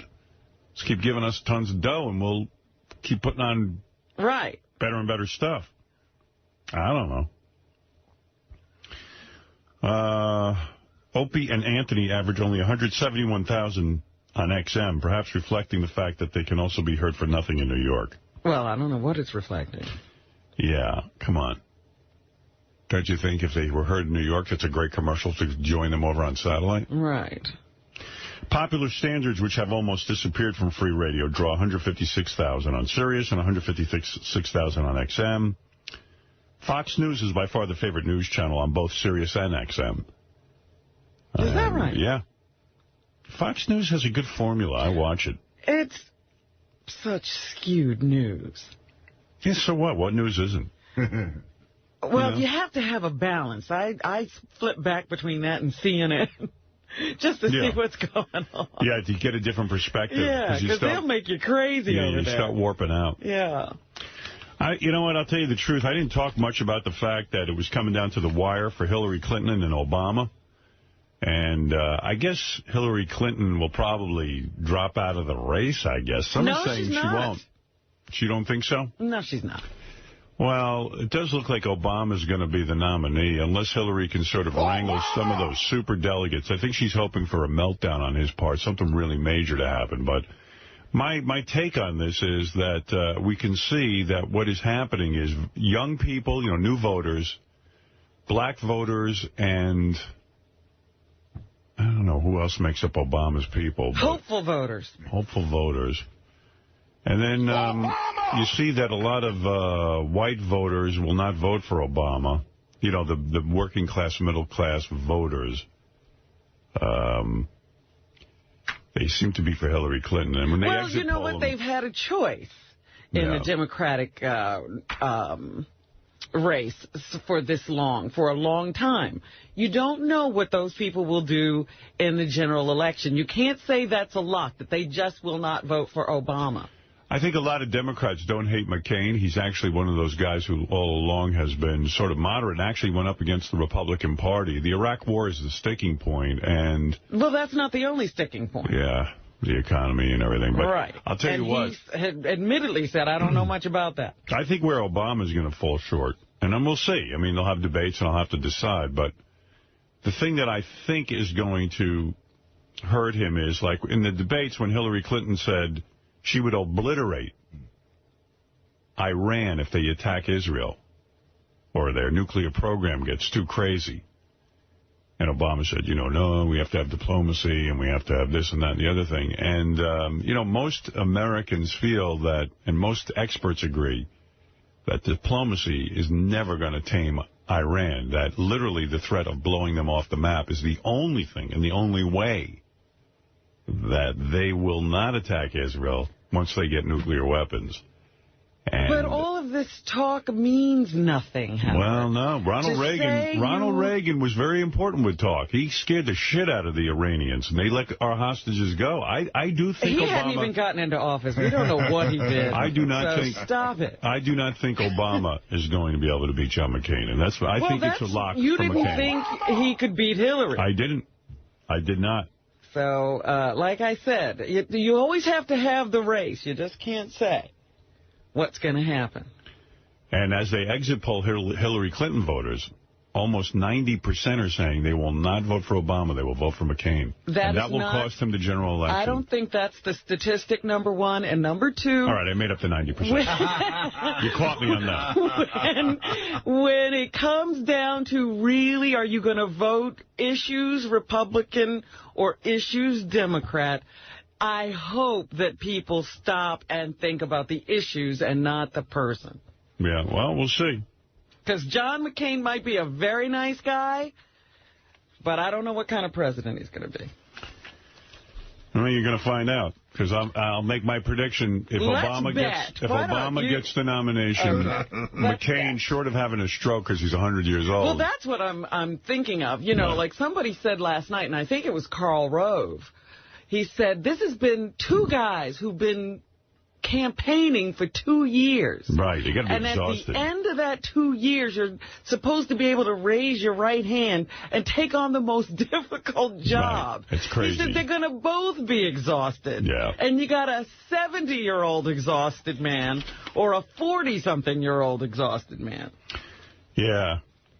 Well, In the Battle of the Wives, I don't like Obama's wife's attitude. She ain't no Jackie Kennedy. Well, very few people are Jackie Kennedy. Right. She just wanted to see designers. In the looks department, I like McCain's wife much better. Well, you don't vote for the First Lady, for God's sake. I vote based on looks. You didn't like Pat Nixon. I did. I thought she was sexy compared to who she was running against. Who was she running against? Nixon Mondale? No, that was who was No, it was McGovern. Nixon McGovern. McGovern's wife was not on. Oh, really? I don't even remember. Pat Nixon blew her away. I don't remember McGovern's wife. Neither do I. I'm just saying. And you didn't like Laura Bush. I am telling you that Hillary voters will not vote for Obama. They will vote for McCain. Well, you are a Hillary voter who's not voting for Obama. Maybe. That's right. Well, no, I don't know yet. I'm not giving my opinion yet. And that's exactly what they're going to say. All those people who right now say they won't. No, I would have said, if they exit polled me, I would have said, I'm a Hillary Clinton supporter, and I have to make up my mind if she doesn't win. I'm going to have to listen to Obama and McCain. But I am telling you, there are people, after they voted for Hillary, they exit poll them, and they said, we will not vote for Obama. We'll vote for McCain. Have you ever seen an election before? Yeah, sure. Do you see what happens in an election? Yeah, that people change their are mind. like the wind. Whichever way it's blowing, that's the way it goes. You can't judge this election on what people are saying now. I'm telling you what people are saying now. Well, you got the statistic wrong. It's not 90%. 94%. Yeah, I just read it. That's crazy. Well, we'll see if I'm right. All right. We'll see if I'm right. And I'll bet you. Go ahead. What do you want to bet? You have to show me your titties. All right.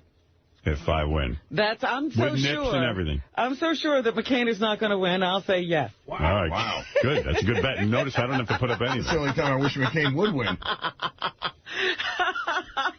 Now I'm voting for McCain. Because I'm going to see your titties. You might have fucked the election. Everyone wants me to see your titties after all these years. And I'll tell you what. It's going to happen. Good. Good. Let's and erase remember, this day. Don't write that down, Jason. And if you win, I won't see your titties.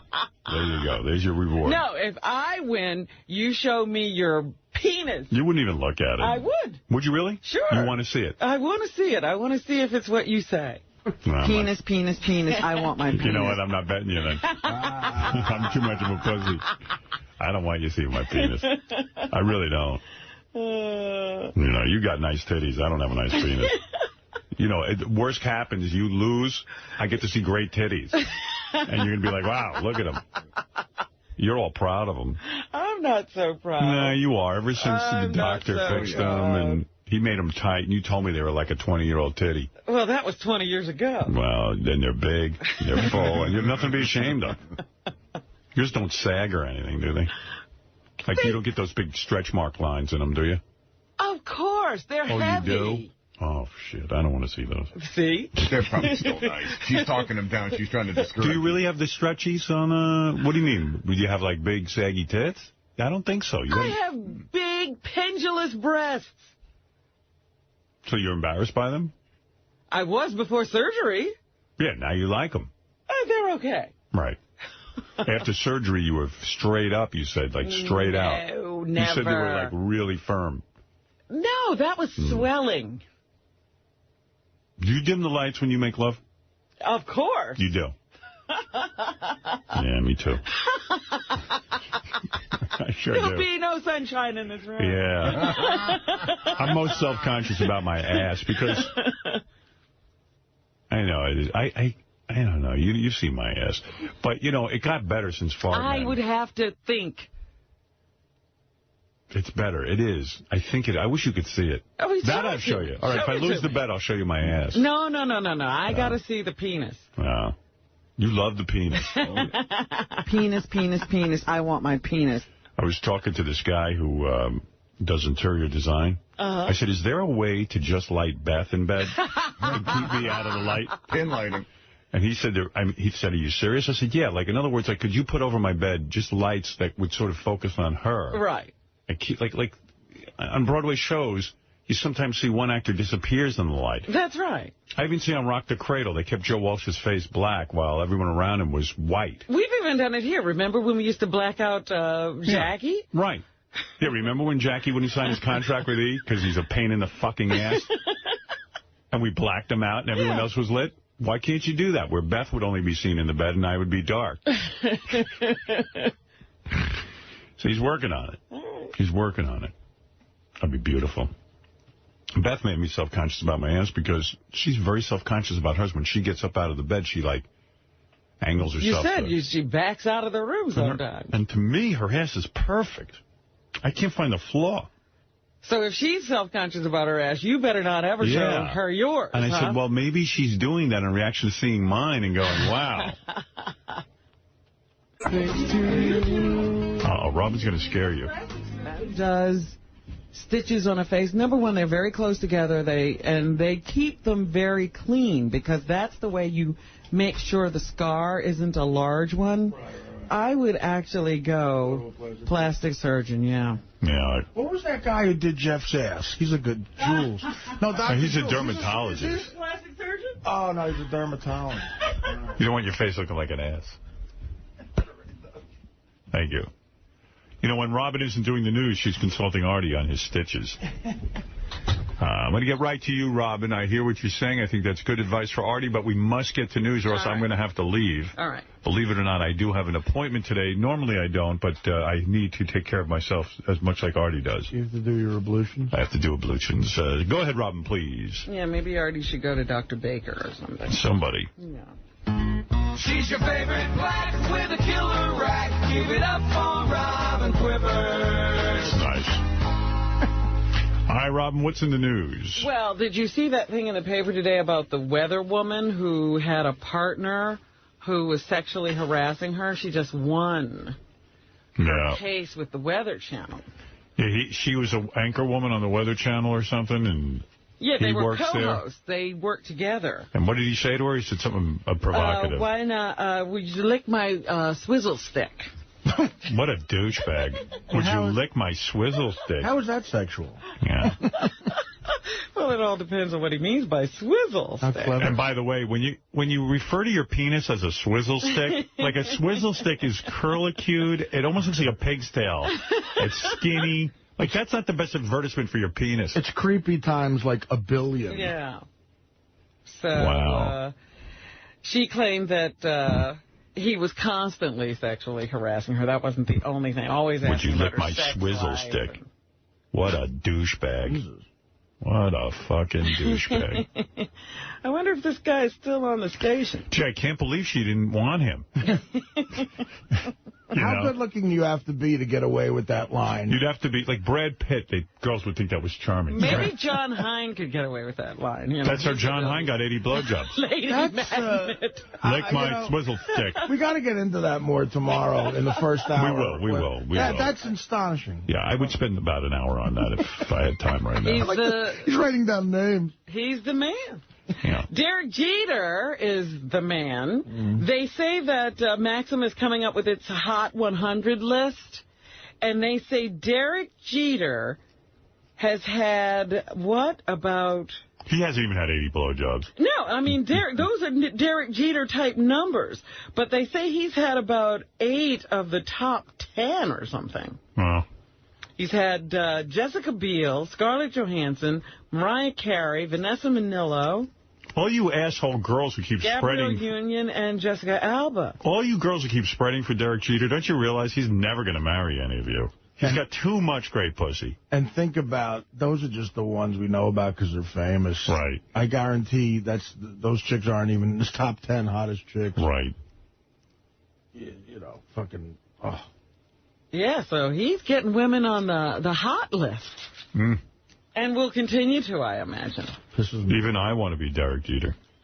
And I don't know anything about baseball. Yeah, you know you're supposed to teach your kids you should always be proud to be yourself and...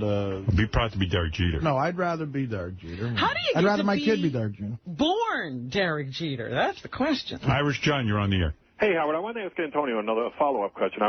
I couldn't believe his Michael Vick answer. Does he think O.J. was guilty or innocent? Antonio, O.J., innocent or guilty? O.J. Innocent or guilty? Is O.J. innocent or guilty? He's from L.A., too. So you shouldn't even have to think about that, but this is an interesting question for a black man. I think O.J. knows something. You don't think he did it, but you think he knows the people who might have done it.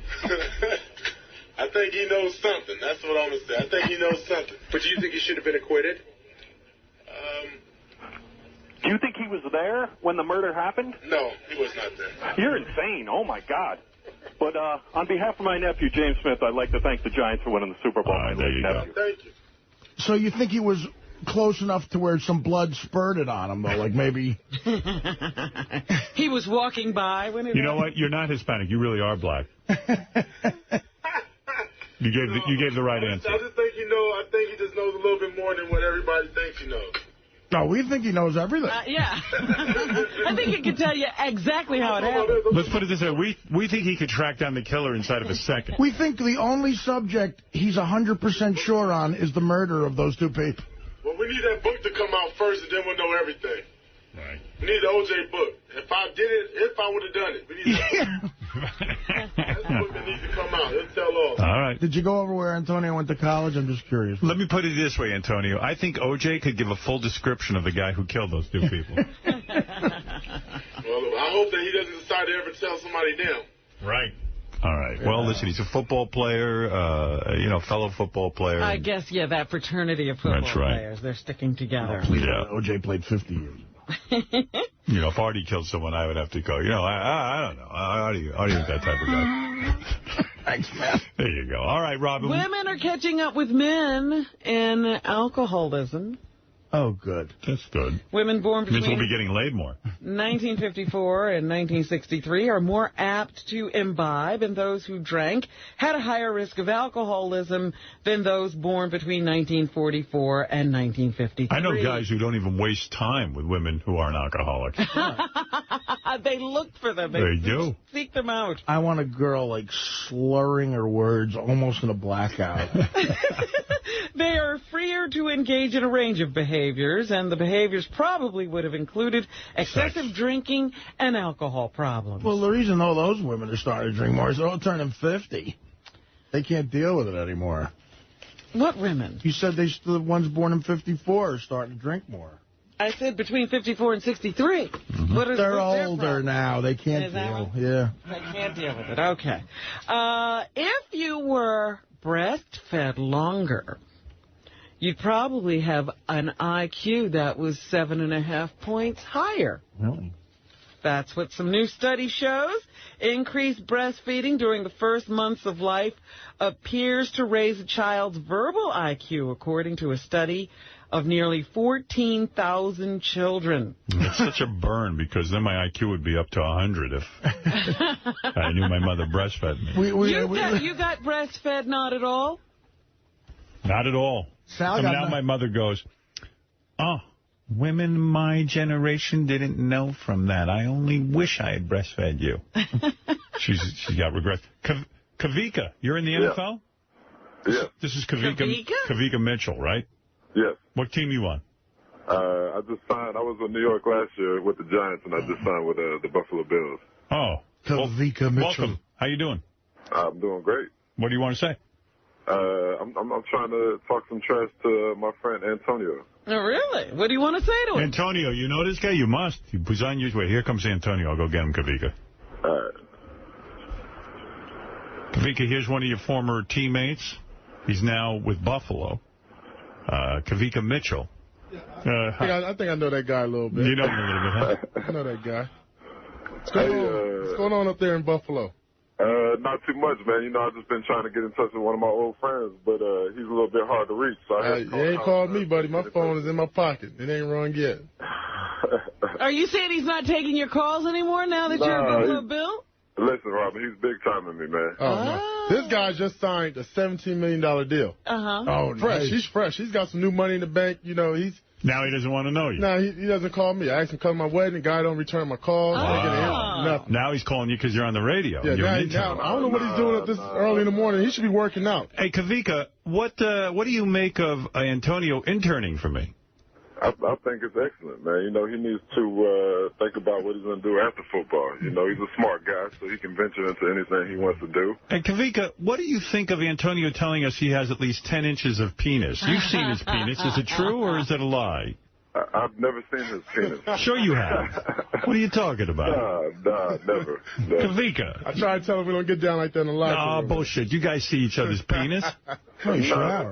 That's ridiculous, man. Why would I see his penis, man? When you go in the shower. When you're blowing him. Hey, this guy, he already got one black left. Fuck him, he's a Bill. Oh, yeah, you are Bill. Yeah. See what happened there? I told you they love you. I told you they love you when you're in New York, but when you're leaving? You're in Norwood land, dude. Why don't you fucking miss to the right? Hey, you know what? I'll always be a Super Bowl champ, though. Yes, you will. Connected to the Giants. I could wear my ring around New York anytime I want. No, you're right, man. The Bills are what 0 for 4 in the bowl, man. Yeah, just don't wear it up. Don't wear it up in Buffalo in the facility up there in Buffalo land, man. They might get hot. I'm gonna wear it. I'm gonna make sure they see it. So isn't it funny how Kavika doesn't get in touch with you even about your wedding, and all of a sudden now you're on the radio? And I want to know why he's not working out at 10 in the morning. What's going on up there? Hold on. Why are you not working out? I did it early this morning, man. I've been up early working out. I came up here about 5. You know, I worked out around 4. Well, I had a little, you know, I had one of those situations last night, so I woke up a little late. Oh, late night party in Buffalo. That's fun. Yeah, you going to the China Club in Buffalo? What's the poontang situation up in Buffalo? Can you get laid? Nah, man, it's really not that situation up here, buddy. Yeah, it's pretty bad, huh? Yeah. That's why he left in 1 year. New York was too much for him. Yeah. Were you getting laid a lot when you were with the Giants? Nah, not at all, man. Not at all. He was? I don't know. He's a happily married man. Oh, he's a married man. Oh, I see. So he wasn't getting laid. I'm no, sorry. he wasn't getting laid. But he's just not seeing he ain't got nothing to look at up there. You're right. Nothing to look at at all. As far as calling Antonio, man, I just talked to our good friend Jesse last night, and I was trying to get your real number, so maybe I could get in touch with you about your wedding, buddy. Oh, man, no, come on, man, stop playing. I just talked to him last night about 2 in the morning. Not Jesse, the fruity bachelor guy. You don't talk to that guy. No, Jesse Armstead, former New York Giant. Oh, good, yeah. All right. Well, Kavika, it's good to hear from you. And, of course, our intern, Antonio, has turned out to be a great intern. He already has directed the show. He's moving right up the ladder. Very nice. Yeah, I think he would be a good guest to go on. With all the things that go on and all the videotape that I've seen back there, you would like this show. I think you should intern at least once. If you want to intern for me, I could use a cup of coffee just about now. Yeah. Come on, drive down from Buffalo. We need some coffee. 17 mil. I don't think he's got anybody coffee. There you go. All right, Kavika. Thanks, man. I'll holler at you. All right, yeah, do that, buddy. Kavika Mitchell, everyone. All of Antonio's friends calling you. Very nice. Tony, I want to see some work going on back there. Stop we fucking usually off. don't take the other intern's friends on the phone either. Kavika's in Buffalo where fun goes to die. Anything else, Robin? Well, we were talking about breastfeeding. I just want to point out, women who are listening to this, it's the longer you keep your baby on breast milk exclusively, the smarter they are. The smarter they are. Yeah. They say that this will not maybe show up in the individual, but it could have a huge impact on society because less children would wind up in the lower end of the IQ scale, and we'd have more Einsteins. Well, I've been completely deprived of breast milk. Sal got nowhere near it, too. Mother's Day, by the way. I just remind everyone, Mother's Day. By the way, I just want you to know that Antonio hasn't done half of his internship because Gary's been talking his ear off all morning. Really? Gary's had the internship. Right now, and I want Antonio to be part of. Gary, aren't you a Jet fan? He knows that. I got my Jet thing up here, but I appreciate a good football. But I'll try to help him as a communications person. I'm not sucking his dick as a football player.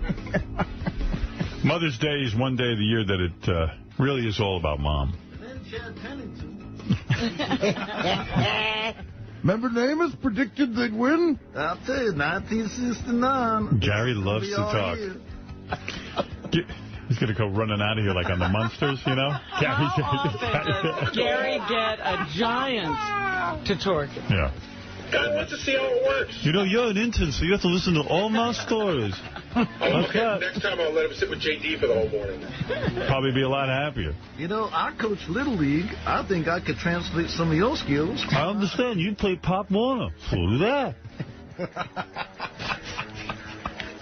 Did you ever see my football picture on the website?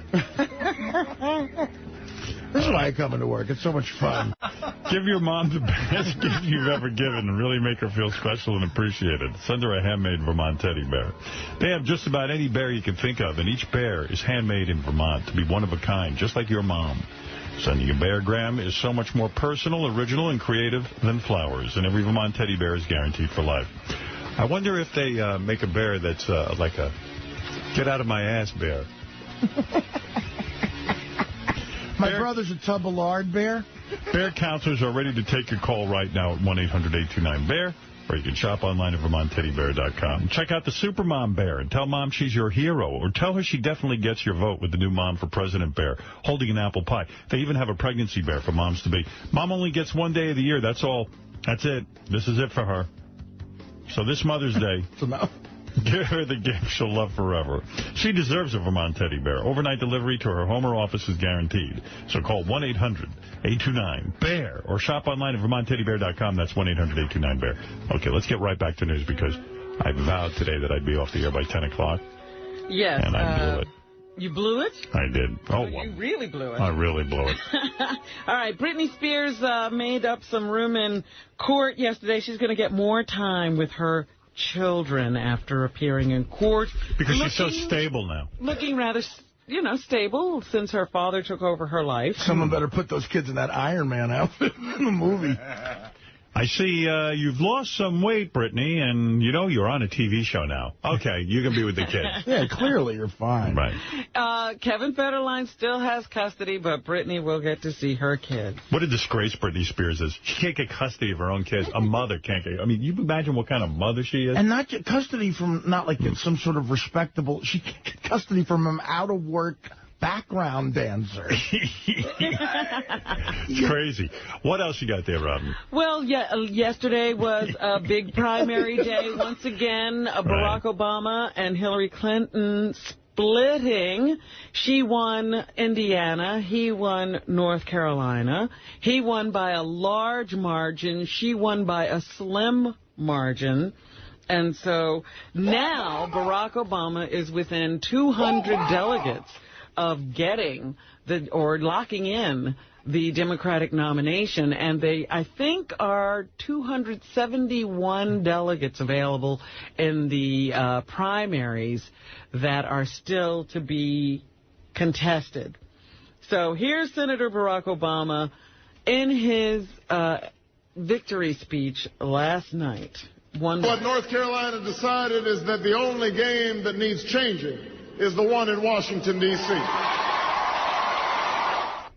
And here he is saying that we can't let John McCain win and become president. We can't afford to give John McCain the chance to serve out George Bush's third term. We need change in America, and that's why we will be united in November. It was a speech to bring Democrats together, and here he says Democrats must unite to win in November. This is the race we expect, no matter whether it's myself or Senator Clinton who is the nominee. The question then is not what kind of campaign they will run, it's what kind of campaign we will run. Hillary Clinton, meanwhile, is fighting on. Wow. Here she talks about winning the tight race in Indiana. I want the people in these upcoming states to know we're going to work hard to reach out to all of you. You think she's going to hang it up? No. You think she's going right to the convention? In the paper today, it says the reason she is staying in this race is because when you go to see a Hillary Clinton rally, there are no African Americans there. I see. So she's saying that. And you talk to the people who are standing around Hillary Clinton right now, they are afraid of Barack Obama. They think he swore on the Koran. They think he's a Muslim. They think all kinds of crazy things about it. You mean he's not a Muslim or he didn't swear on the Koran? He didn't do any of that. Right.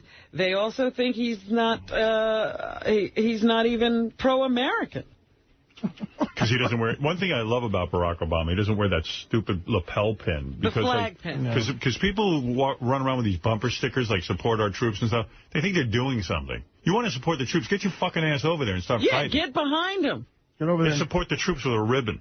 Get over there and tell some fucking jokes under mortar fire. Good for you. With a scar on your face. So they think she's still running because she might be saying to the superdelegates, if it gets into their hands, look, I'm the more electable person. And some of her supporters say she really believes that, and that's why she's still in the race. Meanwhile, the question is, who was last night's result better for?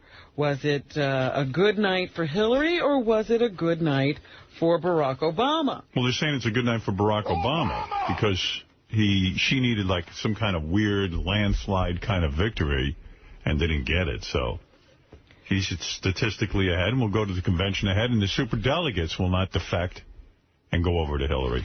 Well, at this point, he actually has a chance to lock up the nomination if he were to get 200 more delegates. Right. And that's a possibility.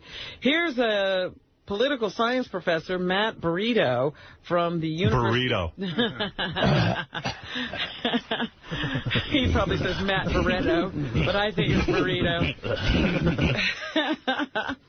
Who says that Hillary Clinton will look to the West, and not the West, but to West Virginia for support at this point. This is Matt Burrito? This is Burrito. Even though it has a very small number of delegates at 28, is probably a place that she can win. And so she might be able to rebound with a win there. And then down the road, Kentucky and Oregon could be another sort of split between the two. A Matt Burrito. Here is Burrito again, who says Barack Obama will be looking for more commitment from superdelegates now, 3-5. He's currently down by about 15 or so superdelegates, and he wants to narrow that gap, if not take over the lead among superdelegates. And here is Hillary Clinton. You ask what she will do. She has no plans to get out of the race. 3-6. But I can assure you, as I have said on many occasions, that no matter what happens, I will work for the